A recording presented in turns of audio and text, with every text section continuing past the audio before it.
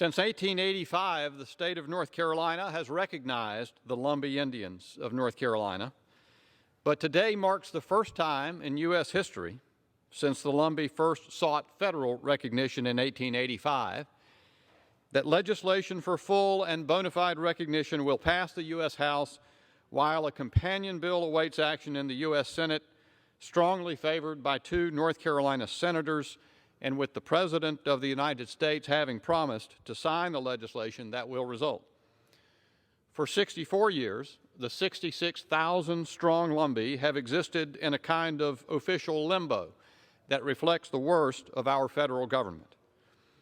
In 1956, Congress passed a law simultaneously granting recognition of the tribe and terminating it according to the movement of that era. Nothing in this act, said the legislation, shall make such Indians eligible for any services performed by the United States for Indians because of their status as Indians, and none of the statutes of the United States which affect Indians because of their status as Indians shall be applicable to the Lumbee Indians. One wonders if they had heard about equal protection. For the opponents of Lumbee recognition, including other tribes, it has always been about the money. And of course, there have been fellow travelers motivated by racial prejudice or neglect.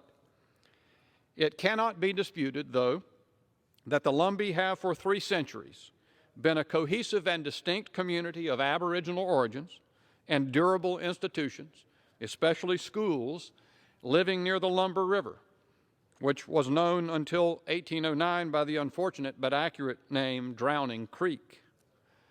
Although the Lumbee have also been known by other names, the Croatan, the Shiraw of Robinson, the Siouan Indian community of Lumber River, they are the continuously present and vital people shown on a map drawn in 1725, whose common modern surnames appear on a document written in 1771, such as Locklear, Chavis, Dease, Sweat, and Groom. They are the Lumbee, who were living in Long Swamp in the 1730s, the community now known as Prospect, where I visited just weeks ago. My maternal forebears were Kinlaws in Bladen County, adjacent to Robinson. We also trace a genealogy to the early 1700s, and our family name evolved, like the Lumbees did. We were once McKinlaws, and before that, McKinlocks, desperately poor but independent Scots-Irish from the borderlands of the English Civil Wars. I can only imagine what it would mean to me to have been singled out by the United States government for centuries of official disregard and denial of my very identity. That is the long-standing injustice that we are correcting today. And the happy ending is already being written by the Lumbee themselves.